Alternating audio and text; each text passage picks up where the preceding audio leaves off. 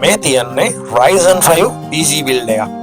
දැනට මාකට් එකේ තියෙන PC ගත්තොත් entry level එකේ video editing ඒ වගේම gaming වලට යන්න පුළුවන් හොඳම machine එක තමයි මේක. මම එහෙම කියන්න හේතු රාශියක් තියෙනවා. හැබැයි මම මේ කතා කරන්නේ මහා high level ගැන නෙමෙයි entry level ගැන. මොකද සාමාන්‍යයෙන් මේ වගේ PC එකක් build කරගන්න යන්නේ රුපියල් 1,08,800ක් වගේ මුදලක්.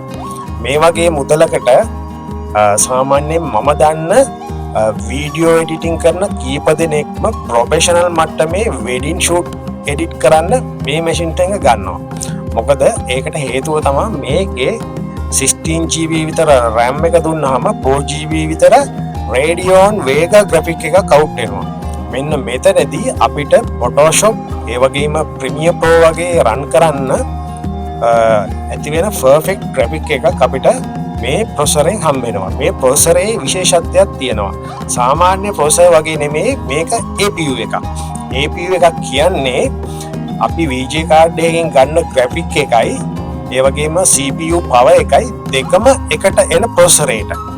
මෙන්න මේ APU එකෙන් පුළුවන් අපිට ගේමිං වලදී ඒ වගේම වීඩියෝ එඩිටිං Photoshop වලදී අපිට අවශ්‍ය graphic එක නොඅඩුව දෙන්න.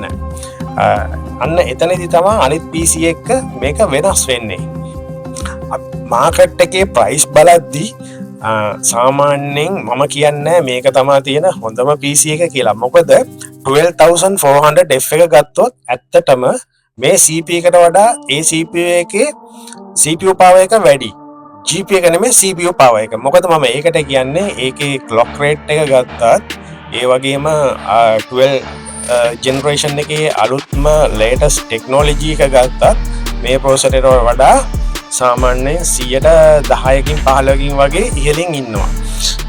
නමුත් මේකේ තියෙන Radeon Vega graphic එකට සම කරන්න ඒකට බෑ. එතකොට අපිට සාමාන්‍යයෙන් gaming වලදී multitasking මොකක් හරි කියන්නේ graphic design පැත්තේ වැඩක් කරද්දී අපිට ගොඩක්ම වැදගත් වෙන්නේ GPU එක. CPU power එකත් ගොඩක්ම වැදගත්. ඒ වගේම ඊට සාපේක්ෂව CPU power එකත් ඒකට ඕන වෙනවා.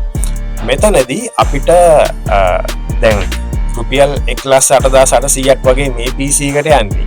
අපිට දැන් 12,400 processor දාලා i5 එකක් build කරන්න ගියත් ඊට වඩා වැඩි මුදලක් යනවා. හැබැයි ඒකට සාමාන්‍යයෙන් මේ වගේ අඩුම මට්ටමේ අපිට GTX 1650 වගේ graphic card එකක් ගැහුවත් රුපියල් 62,000ක් විතර යනවා. එතකොට PC එකේ මුදල් සාමාන්‍යයෙන් ලක්ෂ 2කට කිට්ටු වෙන 180ක් 190ක් විතර යයි. ඊටත් වඩා වැඩි ඉන්න තිර තියෙන සමහර විට. එතකොට අපිට ඒ වගේ මුදලකට යන්න බැරුව රුපියල් ලක්ෂ 1,10,000කට අඩුවෙන් හොඳ බිල්ඩ් එකක් කරගන්නවා නම් මේක තමයි හොඳම ඔප්ෂන් එක. මීට වැඩිය හොඳ ඔප්ෂන් එකක් නම් දැනට මාකට් එකේ අවුට් වෙලා නැහැ බජට් PC වලින්. මොකද ඒ වගේම මේකේ performance බැලුවත් core 6 thread 12ක් එනවා. RAM එක 16GB දුන්නොත් DDR4 3200 MHz තියෙන්නේ. කිසිම lag එකක් නැතුව multitasking වැඩවලදී DDR4 RAM හොඳට වැඩ කරනවා.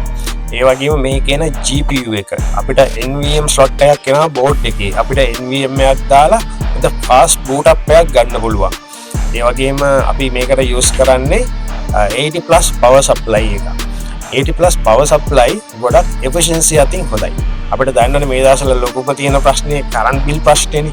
මෙන්න මෙතනදී 80+ power supply එකක් අපිට use කරපුවම හොඳ efficiency එකක් ගන්න පුළුවන්. හොඳයි. ඔකොල්ලොත් මම මේ කීප ඔප්ෂන් ටික පොඩ්ඩක් කල්පනා කරලා බලන්න. මම කියන පළියටම මේක විශ්වාස කරන්න එපා. ඔකොල්ලෝ මේ මම හැම කියපු දෙයක්ම Google කරලා බලන්න.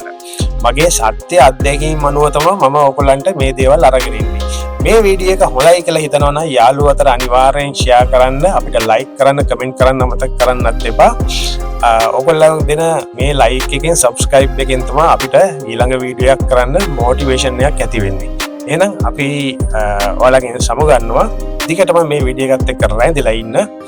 අපි හැමදාම ඔයාලට මේ වගේ වීඩියෝ අරන් එනවා. සතියට වීඩියෝ දෙකක්. ඒකින්ද අපිට අපිව සබ්ස්ක්‍රයිබ් කරලා බෙල් අයිකන් එක ක්ලික් කරලා තියාගන්න.